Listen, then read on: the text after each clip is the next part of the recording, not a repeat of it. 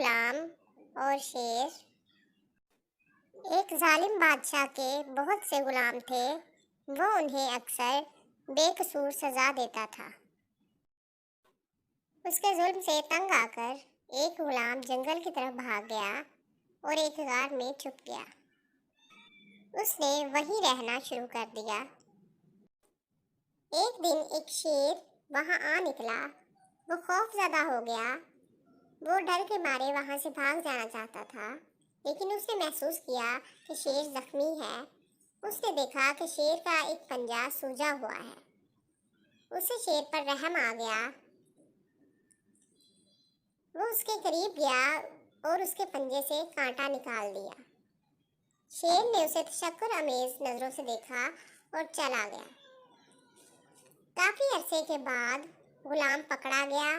مالک نے دوسرے غلاموں کو خبردار کرنے کے لیے اسے ایک بھوکے شیر کے آگے ڈلوا دینے کا فیصلہ کر لیا۔ مقررہ دن اسے ایک بھوکے شیر کے آگے پھینک دیا گیا۔ شیر نے اسے کھانے کی بجائے اس کے پاؤں چاٹنا شروع کر دیے۔ دراصل یہ وہی شیر تھا جو غلام کو جنگل میں ملا تھا۔ جب مالک کو اصل واقعے کا علم ہوا تو اس کی آنکھوں میں آنسو بھر آئے اور اس نے اس کو آزاد کر دیا۔ اخلاقی سبق: نیکی کبھی رائیگاں نہیں جاتی، کر بھلا ہو بھلا۔